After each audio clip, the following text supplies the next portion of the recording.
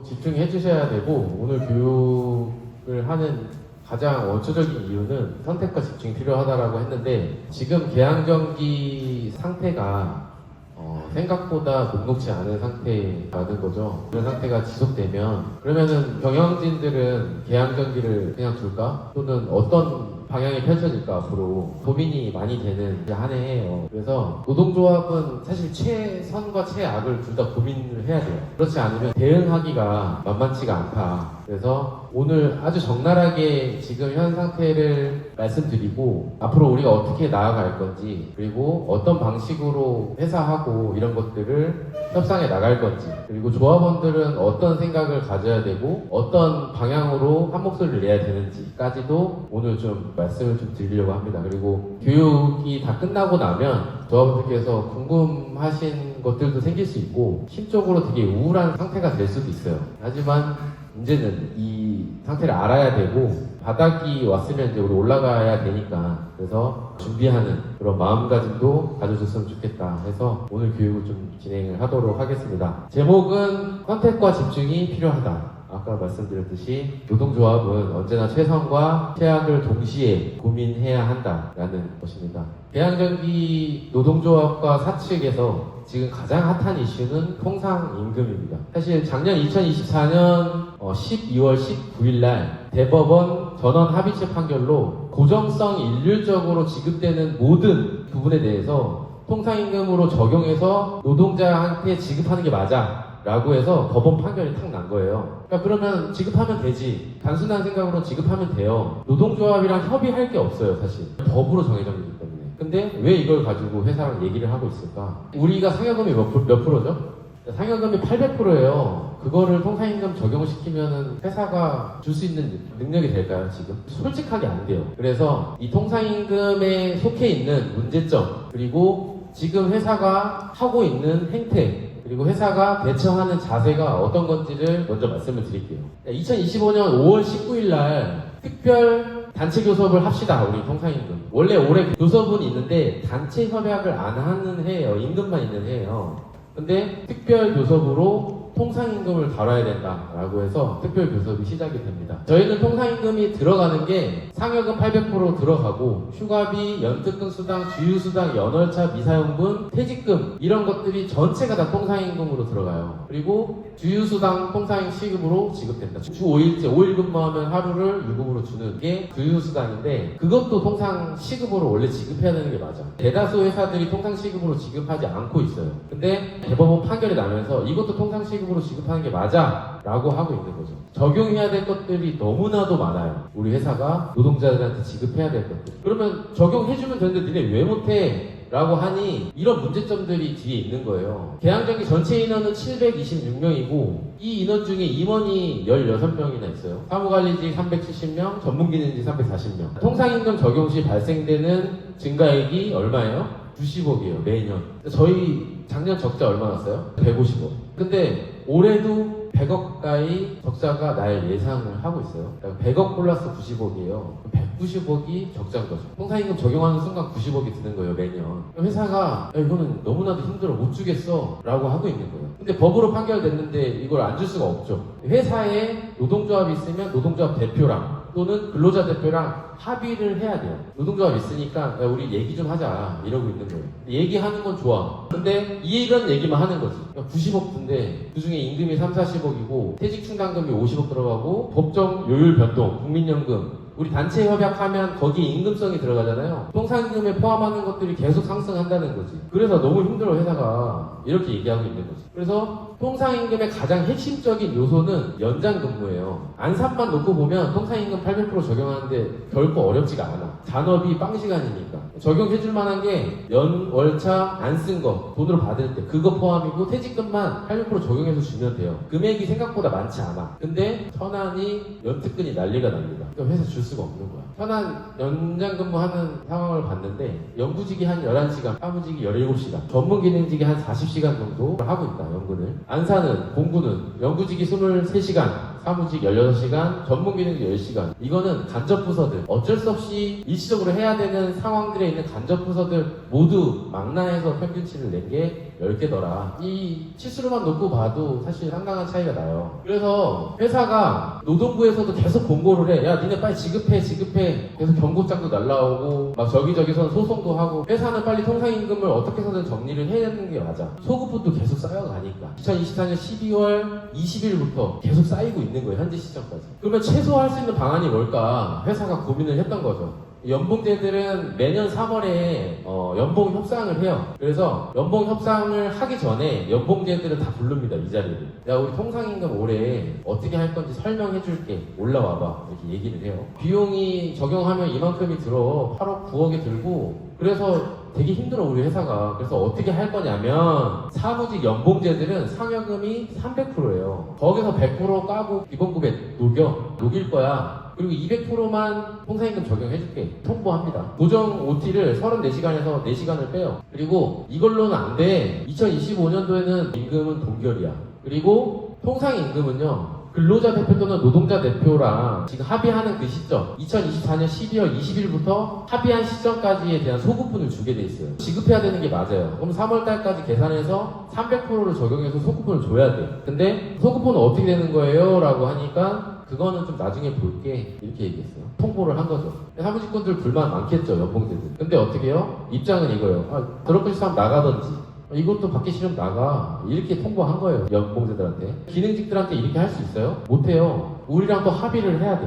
그래서 이제 할 거니까 교섭 테이블에 앉아서 얘기해야 돼 라고 하니 이런 것들을 얘기하기 시작했어요. 호봉제 사원 소요 비용이 기능직만 해도 55억이 들어. 그래서 방안이 뭐야? 라고 했더니 400% 1년, 400% 해서 1년 2개년으로 적용을 좀 해볼게. 그리고 두 번째 안이 3개년도 있어. 300%, 300%, 200% 적용은 하되 나눠서 해줄게. 여기까지만 하면 조합원들이랑 얘기해서 힘드니까 이렇게 받아봅시다. 그래서 할 수 있을 것 같아. 근데 회사 입장은 요것만 해서 되는 게 아니야. 그 다음에 2, 3년간 임금 동결을 좀 해야 될 것 같아. 그리고 지금 단협안에 통상임금으로 묶여있는 생활안정수당, 직책수당, 직급수당 이런 것들을 통상임금 범위에서 좀 빼주면 안 돼? 그리고 연차제도 개선을 좀 시행해야 될 것 같아. 신법 적용을 좀 해야 될 것 같은데 신법 적용은 월차가 없어요. 그리고 연차도 15개부터 시작하되 2년에 한 개씩 올라갑니다. 그리고 여성들의 생리휴가도 무급으로 전환해야 된대. 그리고 이것도 해야 되는 거야. 천안공장 주간연소 2교대를 시행하겠대. 자, 주간연소 2교대는요 이제 회사하고 교섭 테이블에 딱 앉으려고 할 때 천안공장이 무너진 거예요. 근데 오히려 이제는 회사가 조금 적극적으로 변했죠. 왜냐면 주간연속 2교대를 하게 되면 잔업이 없어져요. 안 시키고 싶은 거예요, 회사는. 그러니까 주간연속 2교대 해보자 이렇게 얘기하는 거죠. 근데 더 중요한 건 뭐 실근로시간 최대 확보하고 휴일, 휴가 축소하고 휴일근무, 협조, 교육 이게 중요한 거예요. 조합활동 근로시간의 활용? 이게 뭐냐. 지금까지 우리 선배 노동자들이 정말 수많은 투쟁을 해가면서 우리가 투쟁으로 쟁취한 조합활동 시간이에요. 교육 시간도 있고 타임오프도 있겠지만 여러 가지 우리가 활동할 수 있는 그 시간을 확보해서 만들어 놓은 시간까지도 좀 양보하면 안 돼 이렇게 이제 하고 있는 거죠. 근데 이거 받을 수 있겠어요? 이렇게 다 하면? 이렇게 다 하고 800% 받으면 사실 의미가 없어요. 그래서 이거는 난 못 들은 걸로 할게. 근데 여기서 되게 궁금한 건 회사가 이렇게 힘들다는데 니네는 뭐 할 건지를 안 갖고 오는 게 말이 돼? 최소한 대표이사 이하 임원들은 최소한 임금 삭감을 하든지 아니면 차량이라도 반납을 하든지 최소 그런 성의를 보이고 나서 사원들한테 이렇게 힘들게 요구를 하는 게 맞지 않아? 니는 순서가 잘못됐어. 나 이거 못 들은 걸로 할 테니까 없었던 걸로 해 하고 돌려보냅니다. 이 내용만 보면 회사가 지금 요런 태세를 취하고 있는 상태인 거예요. 왜냐면 줄 돈이 없어. 그건 나중에 뒷장 가면 제가 상세하게 설명해드릴게요. 그래서 지금 통상임금 관련된 이 텐션은 이 정도로 지금 유지하고 있는 상태다. 그래서 지금 교섭을 3회 정도 했어요. 통상임금 교섭을. 지금 이런 공방을 주고받고 싸우고 있는 중입니다.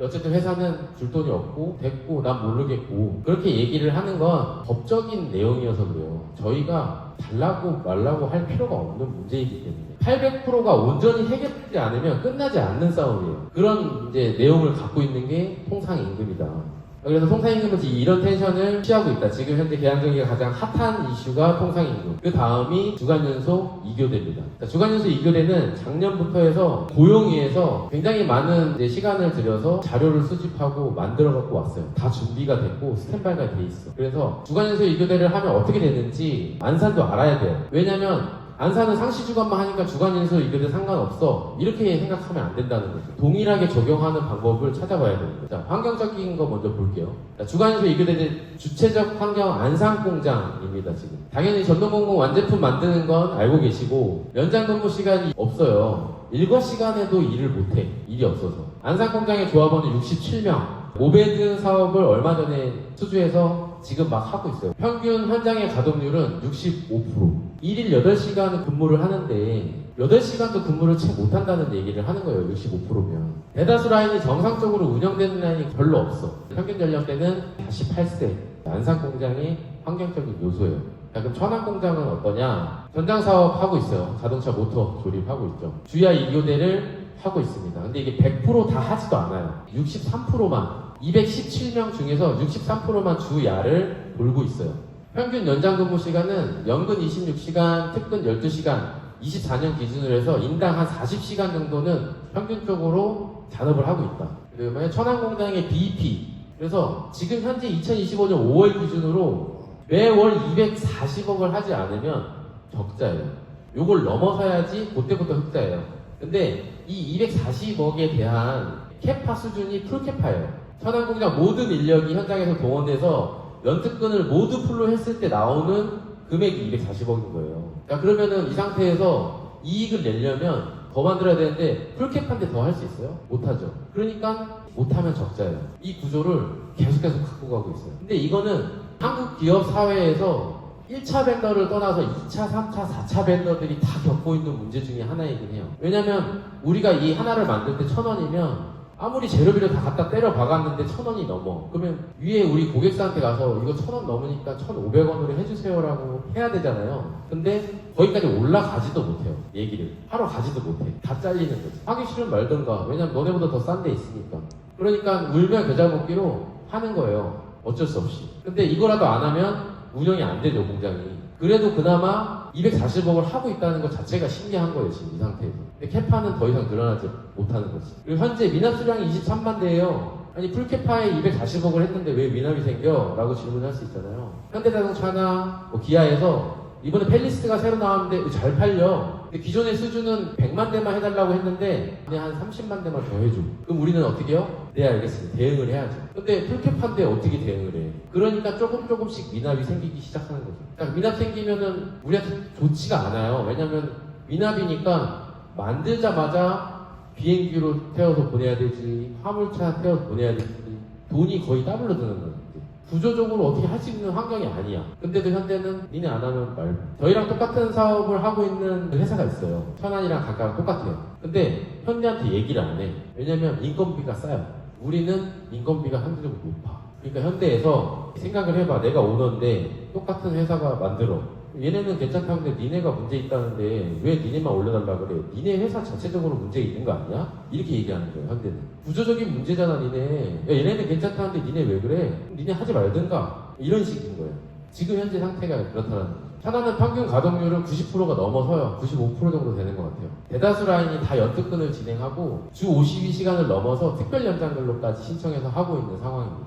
평균 연령은 30대 후반에서 40대 정도. 그래서 주간연소 2교대를 하면서 지금 처해 있는 환경이에요.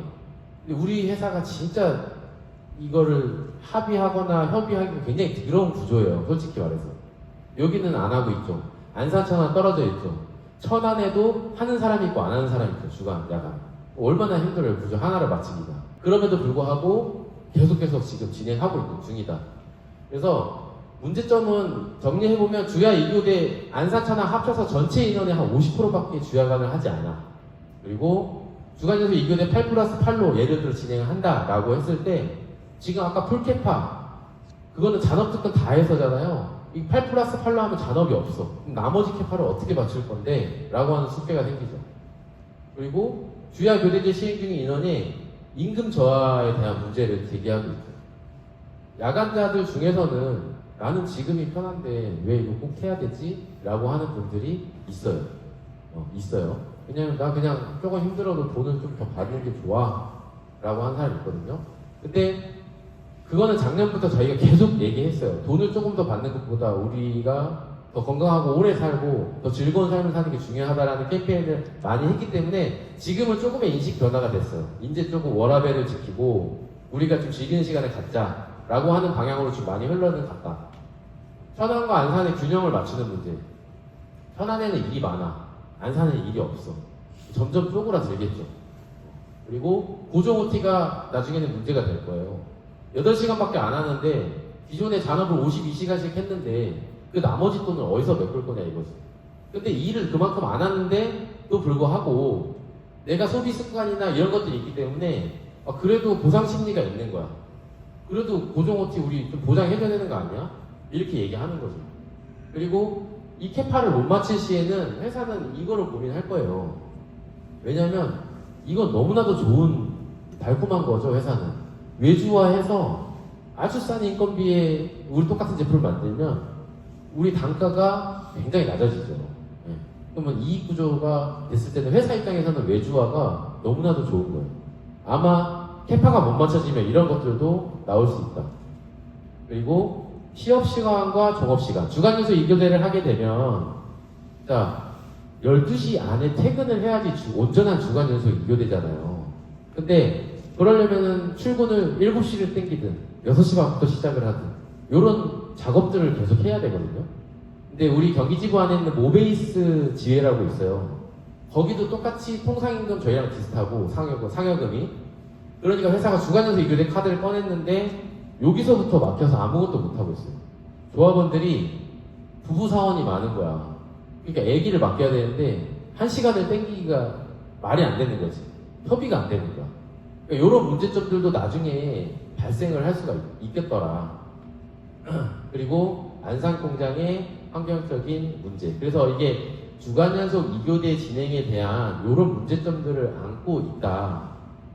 그래서 가장 두 번째 핫한 게 주간연속 2교대. 그러면 왜 통상임금과 주간연속 2교대를 왜 이렇게 같이 가져가는 게 맞아? 같이 가져가야 되는 거지? 라고 생각을 할 수 있어서 이 관계성에 대해서 말씀을 좀 드릴게요. 통상임금과 주간연속 2교대는 왜 같이 고민해야 되냐면 첫 번째로는 통상임금은 사측이 지불 능력이 되는지 안 되는지를 확인을 해야 되는데 지불 능력이 안 돼. 그러면 어디서든지 그 안 되는 부분을 메꿔야 돼요. 그게 아마 주간연속 2교대가 될 것이다, 회사는. 장단점이 있어요. 조합 측과 회사 측의 장단점. 이런 문제점이 있고, 우리는 야간노동 철폐하고, 주간연속 2교대 하더라도 안정적인 임금을 좀 확보하고, 건강권 확보하는 게 우선이야. 라고 하지만 회사는 돈을 조금 주는 게 우선이고, 노사 상생을 위해서. 지금은 노동조합이, 야, 됐고, 무조건 해줘. 그리고 돈 OT 30시간 달아주고 다 해줘 라고 강하게 어필할 수 있는 환경적 요소가 안 돼요. 이제는 회사 상황도 좀 지켜봐야 되고 어떤 것이 진짜 합리적으로 우리 사원들을 위한 것인지 진짜 솔직하게 터놓고 머리 맞대고 얘기를 해야 되는 상황인 거죠. 그런 이제 문제점들도 있고 안산 천안 균형 있는 일강학고 이거는 당연한 얘기인 거고 고용 안정 당연한 거고 현재 통상임금으로 인해서 온전한 주간연속 2교대만 정리를 할 수 없는 환경적인 요소. 그러니까 회사는 통상임금을 건드리려면 주간연속 2교대를 건드려야 되고 우리도 주간연속 2교대를 하면 고정 OT를 만들어야 되는데 고정 OT는 또 통상임금에 들어가요. 자, 묶여 있어서 한꺼번에 정리를 하지 않으면 이거는 각각으로 해결할 수 없는 문제가 걸려 있는 거죠. 굉장히 복잡한 구조예요. 되게 힘들고 지금 아주 힘든 교섭을 지금 하고 있는 상태입니다. 하지만 저희가 가고자 하는 방향은 명확해요. 그럼 어떻게 앞으로 조합은 어떤 방향으로 좀 가려고 하는 거야? 라고 물어볼 수 있잖아요. 이거 굉장히 복잡한 환경인데 목표는 이거예요. 통상임금 8% 적용을 목표로 당연히 하죠. 이거 목표를 떠나서 당연히 줘야 되는 거고 8+8 주간연속 2교대제를 목표를 하고 있다. 외주화 없는 주간연속 2교대 쟁취. 안산과 천안의 균형 맞추는 주간소 이교대제 실시, 임금 저하 없는 이교대제 쟁취. 여기서 그래도 조금 눈치가 있으신 분들은 이 외주화 없는 주간연소 이교대 쟁취를 좀 핵심적으로 보시면 돼요. 왜냐면 아까 천안공장에 8+8로 했을 때 나머지 캐파를 못 맞추면 고객사에서 지랄 난리 나요. 저는 안산공장이 굉장히 안정적인 구조를 가기를 원해요. 그거는 명확한 일감 확보가 있어야지만 안정적인 구조를 갈 수 있잖아요. 통상임금은 사실 그 다음에 문제일 수도 있어요. 지금의 현상을 보면. 그래서 천안에 주간연소 이교대를 하면서 그 남는 캐파 물량을 안산으로 도입시키려고 그렇게 교섭을 하고 있습니다. 지금 주간연속 2교대까지 하는 것은 확정났어요. 대표이사랑 교섭 자리에서 오케이 주간연속 2교대 시행하겠습니다. 우리는 최대한 빨리. 우리의 목적은 우리의 안산 공장의 목적은 지금 현장 가보면 일을 못해. 일이 없어. 그러니 안정적인 구조를 네가 만들어. 그 방법을 우리가 제시를 할게. 회사도 어렵다고 하니까 이런 거는 받아줘야지. 그래서 얼르고 달래고도 하지만 윽박도 지르고 당근도 주고 색찍질도 하고 있는 중인 거죠. 그래서 그 캐파가 그러면 조사를 해봐야겠죠. 얼마만큼 캐파가 남을까? 우리 안산공장의 67명의 인원이 주야 연속 2교대를 할 수 있을 만큼의 물량이 될까? 그 작업은 지금 하고 있는 중이에요. 확인을 해봐야죠. 할 수 있을지 없을지. 근데 또 문제는 굉장히 복잡한 게 오케이 전장 사업을 이렇게 들고 왔어. 그럼 공구는 어떻게 할 건데? 공구는 모베드는 어떻게 할 건데? 이게 있잖아요. 그래서 적절하게 조율이 필요한 거고 전장 사업을 이만큼 갖고 왔는데 이럴 수도 있어요. 나 이제 힘들어서 야간을 못 할 것 같은데, 나 힘들어서 이제 못 할 것 같아. 수량이 안 나와. 그것도 난감한 거예요. 우리가 한강에서 갖고 왔는데 그 물량을 못 맞춰주는 것도 난감한 거다. 그래서 적절하게 우리가 안정적으로 주간연소 2교대를 시행하면서 우리가 할 수 있는 환경을 만드는 게 첫 번째 과제이고 목표다. 그쪽으로 방향을 설정하고 가고 있다라고 보시면 될 것 같습니다. 지금 그래서 통상임금 특별단체 교섭은 이렇게 진행 방식으로 하자고 하고 노사 대표가 날인을 해서 매주 수요일 날 2시에 천안 안산 윤번제로 진행을 하고 있습니다. 그리고 현재는 3차 교섭까지 진행됐고 지금까지의 가장 중점적인 것은 어쨌든 주간연소 2교대는 하겠다. 대표가 선언을 했고 그 다음에 지금 현재 캐파가 어떤지를 니네 확인해와. 그 캐파를 보고 우리가 어느 정도 되는지 판단하고 어떻게 할 것인지 논의할게. 이 정도까지는 진행이 되고 있는 중이다. 어떻게 보면 긍정적으로 볼 수도 있는 거죠. 통상임금이라는 총알을 우리가 갖고 있고 그 총알로 어쨌든 우리가 안정적인 환경을 만드는 조건을 지금 만들고는 있으니까 지금 이렇게 교섭을 진행하고 있고 근데 회사가 이런 교섭 자리만 나가면 너무 힘들대. 맨날 돈이 없대. 그래서 얼마나 없는데 근데 맨날 죽는 소리를 하냐 도대체. 한번 보자. 자료 줘봐 해도 명확한 자료를 지급하지 않아요. 그래서 저희가 자체적으로 한번 이런 것들을 좀 조사 사업을 했습니다. 보면 계약정기 적신호가 켜졌다라는 거예요. 영업손익이 보면 2022년에 106억 적자, 2023년에 39억 적자, 2024년에 153억 적자. 당기손익이 쭉쭉쭉 늘어나죠. 600억까지 늘어납니다. 이게 진짜 현실이에요. 조작된 자료가 아니라 지금 인터넷에 쳐서 계양정기 지금 어떻습니까? 챗봇에다 쳐보면 이런 자료 금방 찾아볼 수 있어요. 지금 현재 상태. 3년 연속 적자 나왔죠? 그러면은 계양경기 부채 비율 이대로 가다가는 진짜 다 죽어. 차입금 급증 부채 비율 위험 수위 순손실 612억. 이게 진짜 실질적으로 기사화되고 있는 내용이에요. 보시면 차입금은 뭐냐면요. 단기 차입금이 있고 장기 차입금이 있는데 대출이에요. 대출. 여러분들 아파트 사면 아파트 담보로 대출 받잖아요. 장기도 받고 단기도 받는데 여기에는 단기도 있고 장기도 다 들어가 있어요. 그래서 328억을 2022년에 빌려요. 회사가. 돈이 없으니까 빌렸겠죠. 23년에는 200억을 또 빌려요. 2024년은 500억, 600억을 또 빌리죠. 작년에 여기 공장도 무너지고 그래서 조금 더 상향된 것 같아요. 중요한 건 여러분들도 아파트 산다 그러는데 담보 없이 돈 빌려줍니까? 절대 담보 없이 안 빌려주죠. 똑같아요. 기업은행, 산업은행도 담보성이 필요한 거예요. 천안공장 땅 부지 있죠. 안산공장 여기 있죠. 다 담보가 잡히는 거예요. 잡혀 있는 거고. 담보를 잡고 나서 이 돈을 빌리는 거예요. 담보 설정이 다 돼 있습니다. 천안공장과 안산공장이. 근데 은행에서 오케이, 얘는 담보 잡았으니까 마음대로 써. 처음에는 이렇게 하지만 아까 보면 3년 연속 적자가 진행됐죠. 자, 여러분들도 대출 받았는데 한 달, 두 달, 세 달 밀리면 어떻게 해요? 들어오죠. 똑같아요. 기업도 니네 3년 연속 적자야. 100억이 넘고 200억이네. 니네 이거 갚을 수는 있겠어? 니네 더 이상 돈을 빌려주는 거 좀 안 될 것 같아. 그리고 니네 이거 좀 상환을 좀 해. 이렇게 지금 들어오고 있는 거지. 그 정도까지 지금 와 있는 것 같아요. 여기 부채 비율을 보면 지금 현재 2024년 기준으로 247%예요. 247%, 200%가 넘어가면 굉장히 기업으로서는 흔들리고 있다라고 많은 금융기관이라든지 전문가들은 얘기를 하고 있습니다. 그래서 총평을 한번 낸 걸 봤어요. 계양전기 상태를 종합해 봤는데 계양전기 전장품 시장의 성장 가능성과 주요 계약 체결 등 긍정적인 요소가 있으나 3년 연속 적자와 재무 건전성 악화로 인해서 한계 기업으로 분류를 하겠대요. 분류가 될 수도 있대.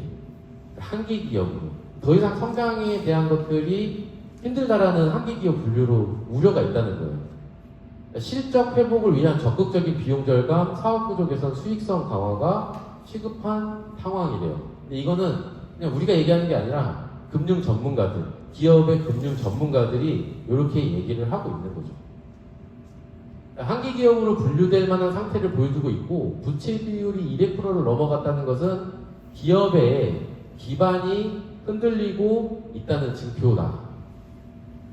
그래서 이렇게 상태가 지속된다면 경영자들의 선택하는 폭은 아마도 우리를 향하지 않을까라는 생각을 할 수 있죠. 지금 여기 보면 자본 총계에서 555억이 있어요. 2024년에. 근데 지금 2025년 현재 시점으로 보면 한 240억, 250억까지 떨어졌어요. 근데 우리가 상장 회사잖아요, 계양전기가. 근데 지금은 자본 총계가 50억만 넘으면 상장이 가능해요. 현 법의 정부의 법을 보면. 근데 법안으로 계속 통과를 시키려고 하는 법안을 보면 이제는 이런 부실 기업들이 굉장히 많아지고 있어서 그 자본 총계가 500억을 넘어야지만 우리가 상장을 시켜주는 게 맞아. 이렇게 얘기를 하고 있는 거죠, 법안이.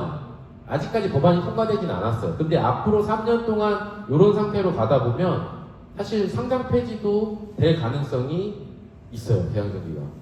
상장 폐지가. 근데 상장 폐지가 되더라도 공장이 막 무너지거나 운영을 못하는 건 아니에요. 다만 기업이 그만큼 성장 가속도가 없는 기업으로 완벽하게 분류가 되겠죠. 주식회사가 아닌. 그런 우려들도 지금 현재 이렇게 나타나고 있다. 되게 우울하죠, 솔직히. 솔직히 우울해요, 이런 얘기하면. 근데 어쨌든 우리가 조직된 노동자인데 그러면 이 우울한 얘기만 듣고 있을 거냐. 어쨌든 최악의 상황도 고민을 해봐야 되는 거 아니야, 이제는? 이런 생각을 할 수 있죠. 노동조합이 준비하지 않으면 어떤 최악의 상황이 오더라도 준비가 돼 있으면 대처와 기본 방어는 할 수 있다. 그래서 고민해보는 거예요. 안산공장이 진짜 사라진다면. 갑자기 이제 안산공장 문 닫을 거니까 니네 다 천안으로 내려가. 사원들 다 내려가 라고 했을 때 준비가 안 되면 우왕좌왕할 거 아닙니까? 그럴 수도 있다는. 그리고 직장 폐쇄 진짜 또 한다면. 안산공장 직원들을 천안으로 내려가라고 한다면. 전장 사업 예전에 할 때 천안으로 내려갈 때 여러 가지 조건부를 조합이랑 협의를 했어요. 무이자 대출 또는 일시금 얼마. 왜냐면 거점을 옮기는 거잖아요. 나는 30년 동안 안산에서 가족들과 살았는데 천안으로 가면 다 같이 움직여야 될 거 아닙니까? 근데 그냥 가라고 할 수 있어요? 이사 비용도 지원해달라고 해야 되고 그런 것들을 협의를 해야 된단 말이죠. 준비를 하지 않으면 회사는 그냥 뭉개버릴 거예요. 그래서 지금 이렇게 얘기 듣고 있는 조합원들이 같이 이제는 해야 된다는 얘기를 하는 거고, 전 사원 대상으로 희망퇴직 시행한다면 지금 권고사직으로 정해지면 사무직군들 보면 지금까지 단인 근속 곱하기 0.3, 남아있는 근속 곱하기 0.2 이렇게 해서 지급을 합니다. 단협해줬어요. 30년 넘게 35년 정도 다니신 분이 계산해보니까 1억이 조금 넘더라고요. 야, 근데 갑자기 일을 더 할 수 있는데 나가래. 1억 정도 줄 테니까 나가. 그걸 살 수 있어요? 쉽지 않잖아요. 직장 못 구하잖아요. 희망퇴직 붙이면 그걸로 땡칠 거예요. 안 되잖아요. 준비해야죠. 고민해야죠. 야, 매년 교섭이 회사가 이제 문 닫게 생겼는데 무슨 교섭이야. 그럴 수 있죠. 그리고 통상임금 교섭, 뭐 주간수 일교대제 이거 못하겠어 할 수 있어요. 매년 발생하는 자연결혼자에 대한 인력 충원을 하지 않는다. 특히나 안산. 올해만 자연결혼자가 5명 나와요. 근데 그 인력을 충원하지 않아. 그러면은 앞으로 점점 5명, 6명 매년 나올 텐데 결국에는 한 20명 남아. 그러면은 회사가 찍어 누르지 않겠습니까? 그래서 지금 조합의 입장은 어떻게 해서든지 현장 인력들은 충원한다. 방법과 수단을 가리지 않고 사무직군들이 전환 배치를 하든 현장의 인력들은 채워 나가야지 그래도 우리가 우리 고용을 지킬 수 있는 최소한의 방안을 할 수 있다. 이런 입장을 취하고 있고 태세를 취하고 있다 지금. 노동조합을 해산시키려 한다면 되게 우울한 얘기만 다 적어놨는데 좀 열 받으시라고 이제 하는 거예요. 우리 조금 이제 올려서 이제 싸워야 될 때가 점점 좀 오지 않을까. 그러면 우리는 어떻게 준비를 해야 될까? 그래서 지금 당장 무슨 투쟁을 하거나 하지는 않아요. 지금 교섭을 잘 하고 있고 회사도 통상임금을 나는 못 줘 라고 하고 있는 텐션은 아닙니다. 그리고 당장의 기업이 한꺼번에 무너지지도 않아요.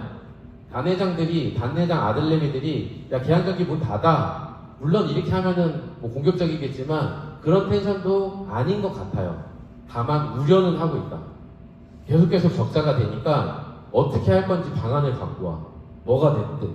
이렇게 얘기는 하고 있는 것 같아요. 그래서 조합원들의 인식이 좀 필요하다. 안산공장은 상대적으로 천안보다 일거리가 없어서 이런 고민들에 대해서 좀 더 깊숙이 고민을 하고 계시는 건 맞아요. 근데 특히나 천안공장 같은 경우는 일을 많이 하고 월급도 잘 나와. 현장에 1억이 넘는 연봉자들이 발생을 했어요. 그러니까 이게 이거 너무 좋아. 왜냐면 내가 하고 싶을 때 일하고 그 많은 월급 받아서 그 생활을 하면 되니까. 근데 이런 상황인지에 대한 인지 능력이 조금 떨어지는 거죠. 이건 수준의 문제가 아니라 환경적인 요소 때문에. 그래서 인식의 변화가 동일하게 돼야 돼요. 동일하게. 그래서 요번 주 금요일에는 지금 이렇게 두 조로 나눠서 하는 건 이 얘기가 매우 중요하기 때문에 핸드폰 보지 말고 졸지 말고 꼭 들어줬으면 좋겠다 해서 소규모로 교육을 하는 거예요. 저 똑같은 얘기를 6번을 해야 돼요. 금요일날 가면 4조로 나눴어요. 천안은. 야간까지. 근데 이건 그만큼 중요한 상황이기 때문에 그냥 힘들어도 하는 거예요. 이거는. 그만큼 중요한 상황이다. 그래서 인식의 변화가 조금이라도 변해야지 그래야 화합해서 하나의 방향으로 가서 싸울 수가 있어요. 그리고 사측의 변화에 좀 민감해져야 돼요. 이제 현장의 어떤 변화 이런 것들까지도 이제는 조금 신경을 곤두세우고 민감해질 필요성이 좀 있다. 그리고 현실을 좀 직시하고 반응하자. 그러니까 회사가 어려운 거는 아까 보셨겠지만 사실이에요. 노동조합이 마냥 달라고 하는 것도 저는 안 된다고 봐요, 이제는. 그래서 최대한 합리적인 방법으로 우리가 고용을 어떻게 지킬 것인지 최선의 방법을 찾아보는 수밖에 없다, 지금은. 근데 그 방법에 동의하시는 분들도 있고 안 동의하시는 분들도 있을 거예요. 야, 노동조합이 싸워야지, 다 얻어야지, 쟁취해야지 이런 텐션을 취하시는 분들도 있단 말이죠. 그래서 집행부와 교섭위원과 간부들이 방향성을 설정하면 조합원들도 같이 한 목소리를 꼭 내셔야 된다라는 취지에서 이 내용을 하고 있는 거죠. 그리고 본인들의 생각을 나는 이 방향보다 이런 얘기를 해줬으면 좋겠어. 이런 토론의 장에서 우리가 생각하지 못했던 것들이 있다라면은 그것까지 받아들여서 교섭에서 활용할 수 있게끔 꼭 얘기를 해주시면 좋을 것 같고, 나와 다름을 조금 인정하고 목표와 방향이 하나로 갈 수 있도록 서로 인식하고 좀 노력했으면 좋겠다. 우리의 고용은 곧 우리의 생존임을 인식할 때가 됐다라는 겁니다. 그래서 사실 저희가 안산, 천안 다 같이 체육대회, 회사에서 진행하는 체육대회를 제외하고 출정식 한 2, 3년 전, 3년 전에 출정식 그 외에는 안산, 천안 교류할 만한 시간이 거의 없었어요. 근데 지금은 교류도 목적이지만 지금 얘기하는 것들을 하나로 아울러야 되는 상황, 그리고 한 목소리로 우리가 가야 되는 상황인지라 천안, 안산 합쳐서 우리가 한 방향을 설정하기 위해서 이렇게 잡은 겁니다. 되게 힘들고 큰 행사이고 복잡한 행사예요. 이 많은 인원들을 그곳에서 동원해서 해야 되는 행사입니다. 근데 이렇게까지 하는 이유는 진짜 지금 중요한 시기니까, 조합원들이 인식이 바꿔야 되니까, 같이 해야 되니까 하는 거예요. 그래서 꼭 간부들 기획팀에서 정말 많은 노력을 했어요. 되게 감사하고 고마운데 지금 현장에 돌아다니면서 홍보하고 같이 가달라고 얘기하는 것들이 간부들은 이 교육을 먼저 했어요. 간부들 먼저. 그래서 간부들도 이제는 같이 하는 게 맞다라고 해서 으쌰으쌰 하고 있는 거고, 그걸 또 시너지 효과를 내기 위해서 조합원들과 하는 겁니다. 그래서 꼭 호응해 주시고 꼭 참석해서 우리 방향 설정하는데 꼭 한마디도 해주시면 너무 좋을 것 같고, 이 조건은 전체 조합원이 다 함께 하는 게 전제 조건이에요. 그리고 지금 상황을 돌파하기 위한 발판을 만드는 자리고, 천안, 안산 이제 소통하고 서로 이해하고 동지애를 좀 만들어 가야 된다. 사측이 어떤 돌발에도 빠르고 현명하게 대처하는 준비를 한다. 기초가 튼튼해야 무너지지 않는다. 솔직히 집행부나 간부, 여기는 기초가 아니에요. 조합원들이 기초가 돼서 그게 탄탄하면 버티고 가거든요. 그래서 그 발판을 만들기 위한 이런 거라고 보시면 될 것 같고, 적극적으로 해주시면 좋을 것 같다. 그래서 교육이라고 하기보다는 이제 뭐 이렇게 여러 가지 이제 말씀을 좀 드렸는데 되게 복잡하고 혼란스러울 수도 있어요. 우울하고 1차 아침에 교육하셨던 1사구역 분들은 우울하다 너무 이렇게 얘기를 많이 해요. 근데 오늘은 사실 우울한 교육은 맞아요. 우울하기 위해서 한 교육이에요. 왜냐면 이런 고민을 하려면 정말 깊숙이 현실을 알아야, 심각성을 알아야 야 이제는 뭔가 좀 하긴 해야겠네, 요 정도라도 변화되기 위해서 이 교육을 하는 겁니다. 이 간부들이랑 집행부만 알면 해결될 문제가 아니에요, 이건. 네. 그래서 지금 처해 있는 환경이 굉장히 녹록치 않은 것도 맞아요. 맞고, 근데 지금 모베드도 지금 하고 있잖아요. 사실 모베드도 조합에서는 처음에 반대했던 사업입니다. 이게. 지금 아까 부채가 200%가 넘어가고 돈을 계속 몇백억씩 빌리고 있는 상황에서 상식 수준에서 수주를 받으면 이제 우리가 이익을 얻기 위한, 물론 투자도 있지만 지금은 투자를 안 해요. 특히나 공군은 아예 손을 뗐어요, 거의 투자에 대해서. 근데 갑자기 모베드를 한대. 근데 하나 만드는데 예를 들어 1,000원이야. 근데 트랜시스에서 1,000원에 줬는데 우리가 재료비를 넣어서 단가를 딱 꼽아보니까 1,500원인 거예요. 이게 처음부터 그랬어요. 이게 삐걱대기 시작한 사업이거든요. 근데 처음부터 1,500, 500원 적자 보고 하는 사업인데 이걸 지금 하는 게 맞나? 이건 조금 보류하는 게 맞지 않습니까? 라고 대표한테 얘기를 했어요. 근데 어떤 형태로 이게 수주가 되고 정리가 됐는지는 정말 깊숙하게 파보지 않았지만 어쨌든 정리가 돼서, 제 바람은 모베드가 잘 돼서 앞으로 이거 관련된 사업성이 있는 AI 로봇이라든지 여기에 관련된 여러 가지 사업이 수주가 잘 들어오기를 저도 바래요. 근데 시작부터 돈을 많이 넣어야 되는 사업이라서 이게 예전에 했던 그런 사업들처럼 조용히 사라지진 않을까? 지금도 힘든데 자꾸 거기다 인력을 투입하고 돈을 넣는 게 지금 맞나? 이런 고민도 하게 하는 모베드라는 거죠. 근데 어쨌든 이미 시작된 것이고 거기 우리 현장에 계신 조합원들도 작업을 하고 계시지만 잘 되기를 지금 저는 바라고 있는 중입니다.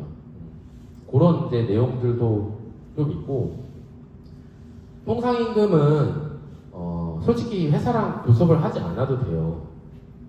그냥 조합원들 동의 얻어서 소송하면 됩니다. 소송. 가장 빠른 방법이 소송이에요. 소송하면 회사가 줘야 돼요.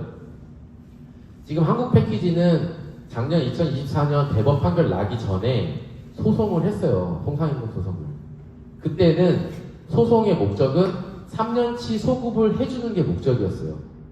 그 환경이 열려 있었죠. 근데 작년 2024년 12월 19일 판결 난 이후부터는 3년치 소급은 사라졌어요. 이 판결 난이 전에 소송 중이었던 건에 대해서만 3년치 소급을 적용해주고 그 시점부터는 소급이 3년 적용에 대한 소급이 없어졌죠. 다만 12월 20일부터 그 이후부터는 소급이 되고 있는 것은 사실입니다. 지금 현재 시점까지. 그래서 한국 패키지는 소송을 걸어서 이겼어요. 12월 19일 요거 판결 나면서 정리가 됐죠. 그래서 3년치 소급을 해주기로 회사가 했다고 합니다. 그거를. 근데 중요한 건 이거예요. 적용. 이제 앞으로 적용 어떻게 할 건데 조합원들은 소송이 이겼으니까 이제 당연히 적용해서 줘야지. 뭐 지회장 당연한 거 아니야? 라고 하는데 회사가 자꾸 찾아오는 거예요. 이거 소급 적용이 아니라 통상임금 적용하면 회사가 망하는데 어떻게 안 되겠어요? 안 되게 이렇게 하는 거예요 지금. 근데 이런 구조를 갖고 있는 회사들이 꽤나 많아. 그리고 경기지부 사업장에도 통상임금이 걸려있는 사업장들이 꽤나 많아요. 그 중에 합의된 사업장이 생겼어요. 그거는 여러분도 알고 계신 우창전기. 우창전기는 안산공장이랑 비슷하다고 보시면 돼요. 잔업이 없어요. 그 다음에 주야 도는 분들이 한 17분 정도 되시는데 그분들이 희생을 하셨어요. 그분들은 주야 돌면서 주 52시간을 꽉 채운 작업을 했어요. 근데 주간연소 인교대를 하면서 잔업이 없어졌죠. 근데 왜 그런 환경이 됐냐라고 하면 회사에서 통상임금 문제가 나오고 조합이 버티면서 설비를 뺐어요. 너 이거 이제 옛날에 이거 다른 회사 거니까 이거 뺄게 갖고 나갔어. 일이 더 없어졌어. 그러니까 현장의 분위기나 조합원들의 분위기가 팽배하게 야 이러다 우리 회사 망하겠다. 이렇게 분위기가 형성이 된 거죠. 근데 솔직히 얼마 안 들어요. 잔업이 없으니까. 그래서 8% 적용해주고 휴가비 적용해주고 소급품까지 주고 해줄게 합의하자. 이렇게 해서 합의가 됐어요. 근데 비용적으로 얼마 안 되기 때문에 충분히 가능한 얘기입니다. 그건. 제가 봤을 때 노동조합이 조금 손해본 건 맞아. 설비 나가면 막아야죠. 막아야죠. 근데 어쨌든 간에 합의가 됐어. 근데 다른 대원산업, 모베이스 전기, 대한솔루션 등등 보면 지금 다 통상임금이 상여금이 다 700%, 750%, 800% 있는 회사들이에요.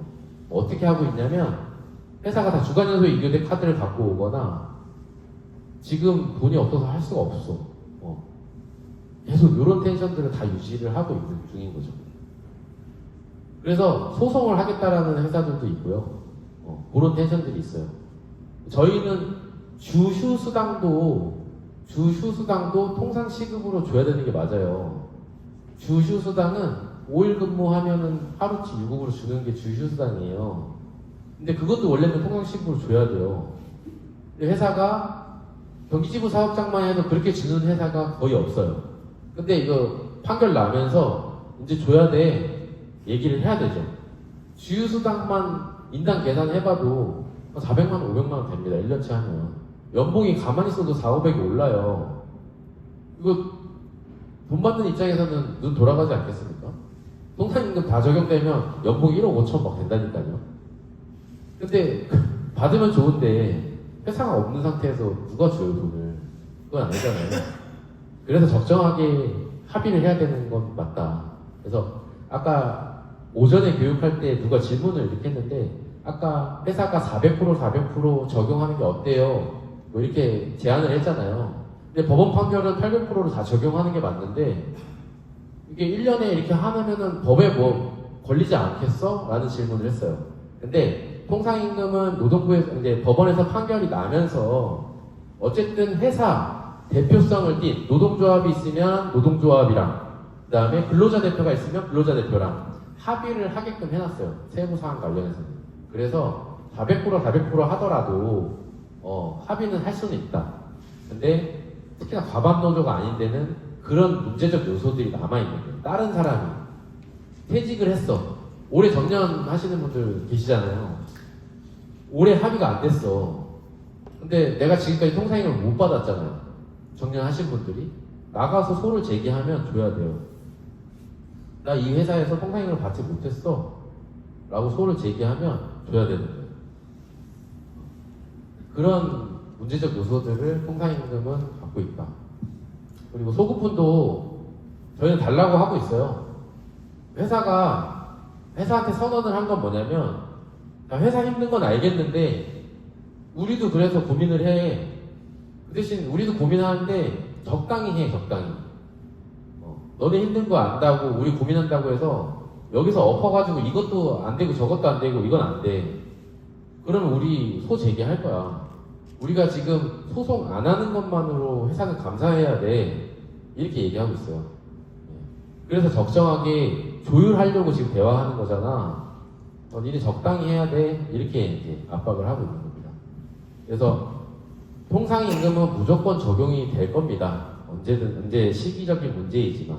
근데 노동조합 지금 현재 집행부와 간부들이 가장 우선시로 생각하는 건 안산의 환경적인 요소예요.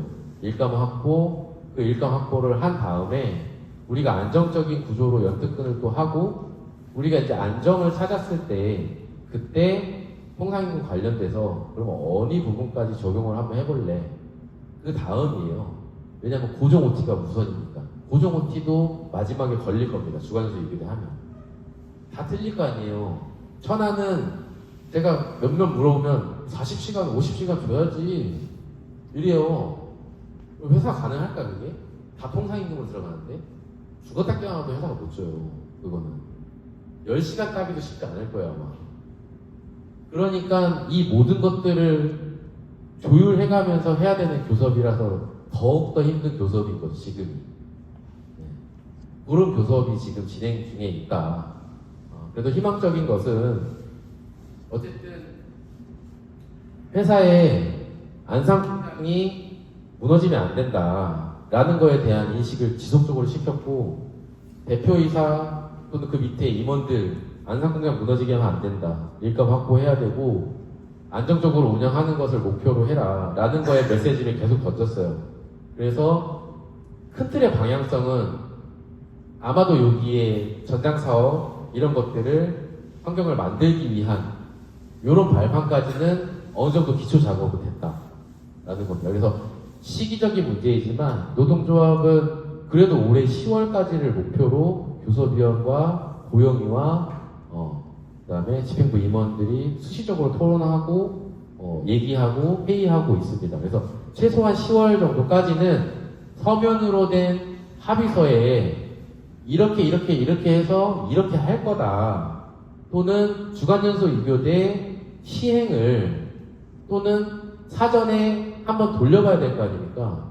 그래서 그걸 언제부터 할 건지 이런 구체적인 사항들을 최소 10월 정도까지는 도출해내는 것을 목표로 지금 교섭을 하고 있다라고 보시면 됩니다. 그래서 제가 부탁드리고 싶은 말씀은 지금 얘기를 쭉 들어보셨으면 아시겠지만 굉장히 녹록지 않은 상황이에요. 간부들 집행부만 이렇게 나간다고 해서 이런 것들이 해결되진 않아요. 조합원들이 한 목소리 내주고 무언가 행동해야 될 때 이제는 예전에는 뭐 내가 해도 되고 한 번 정도 안 가도 되겠지 했지만 지금은 조금 내일이라고 생각하고 이제는 조금 요게 안정화될 때까지는 같이 좀 해줬으면 좋겠다 라는 부탁을 드리면서 오늘 설명을 좀 마무리를 하도록 하겠습니다. 혹시 질문이나 궁금하신 거 있을까요?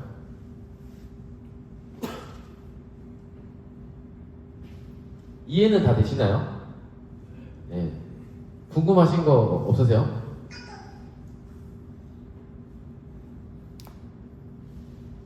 지금 그 미국의 멕시코의 진출 여부도 지금 판단을 못 하고 있어요. 원래 그 전에 몇 개월, 한 1년 전만 해도 멕시코를 가서 땅까지, 부지까지 보고 왔어요, 대표가. 왜냐면 만도에서 미국 회사에서 야, 이제 너 들어와. 1차 밴더들 들어와. 여기서 납품해. 라고 이제 홍보를 했죠. 근데 1차 밴더들이 알겠어 해서 간 거예요. 다 우르르 갔어. 미국에도. 근데 걔네들만 가겠어요? 거기 납품하는 회사들이 있을 거 아니에요. 그러니까 밑으로 내려오는 거야. 너네도 와. 그냥 니네도 들어와. 니네 무슨 배짱으로 안 들어오는데 안 해? 안 하면 말아. 여기 많이 들어와 있는데 여기다 맡길게. 또 요런 텐션인 거예요. 그래서 고민을 막 하고 있었는데 그때 당시 트럼프 대통령이 되기 전이에요. 그래서 조합에서는 그래도 정부가 바뀌는데 멕시코 나가는 거 좀 보류를 했으면 좋겠다 라고 제안을 했고 잠시 멈췄어요. 다행히도 뭐 조합 말을 들어서 잘 됐지 이런 얘기는 안 해요. 근데 어쨌든 트럼프 당선이 되면서 관세 폭탄이라는 게 터졌고 지금 상황을 좀 더 지켜봐야 되는 상황들이 도래가 된 거죠. 근데 아직까지도 지금 계속 미국으로 들어와야 된다라고 얘기는 하고 있어요. 전장 사업을 하려면 여길 가야 되는 거야, 우리는. 그런 환경도 조금 있고 공장 무너진 거는 지금 3공장 증축은 다 거의 다 됐어요. 10월 정도에 이제 마감이 돼서 거의 다 올라가서 이제 환경 수리가 다 됐고 중요한 건 무너진 그 공장이에요. 1공장. 그 1공장은 지금 뼈대가 세워서 가건물로 돼 있는데 내년 상반기까지는 그 위로 다시 건물을 증축을 합니다. 네. 내년 상반기까지. 그냥 현장에 가보면 막 기둥이 다 꼽혀 있어서 굉장히 불편해요, 지금. 그래서 지금 당장 납품을 해야 되니까 어쨌든 외벽 공사부터 해서 내년 상반기를 예상을 하고 있고 지금 무너지면서 건설 라인 이제 부서진 라인들이 이제 들어와야 되니까 고치지를 못하는 건 폐기. 그래서 심하게 고장난 라인 지금 중국에 설치를 해서 3공장으로 옮길 예정입니다. 지금. 그래서 조합원 2분이 중국으로 출장을 가 있는 상태예요. 천안공장. 그 해당 라인 사람들이. 그래서 이쪽으로 옮길 건데 그게 아마도 한 공장이 완료돼서 설비가 움직일 때쯤이에요. 저희는 그 시기가 가장 적절하다라고 보는 거예요. 그것도 우리 돈을 아끼자. 레이아웃도 한번 들었다 놨다 하는데 돈이 많이 들어가잖아요. 그때가 사실 적기다. 현대차가 공장이 무너지면서 제안을 한 게 있어요. 여기 1공장이 무너졌는데 여기가 무너지니까 건설 라인이 거기에 몰빵이 돼 있잖아요. 납품이 안 되는 거야. 그래서 증축하고 나면 니네 요 공장이 문제 있을 때 여기서 생산할 수 있는 레이아웃을 해 라고 지시를 했어요. 그래서 세 군데에 분산해서 레이아웃을 할 거예요, 아마. 여기가 무너지면, 문제가 생기면 여기서, 이 공장에서 전체를 다 생산할 수 있는 라인을 구축을 한다는 거죠. 그래서 그 라인에 안산도 들어가는 거야 라고 대표한테 직접 얘기를 한 거죠. 맞잖아. 천안이 다 무너졌어. 그럼 어디서 할 건데? 안산에서라도 해야지. 그러니까 여기도 구축해. 요렇게 전략적으로 압박을 좀 하고 있다. 그래서 조금 더 시간이 걸리긴 하겠지만 지켜보시고 같이 힘써 주셔서 그 힘 만들어서 우리 안정적인 안산공장 좀 구축할 수 있게끔 조합원들이 힘써 주셨으면 좋겠습니다. 네.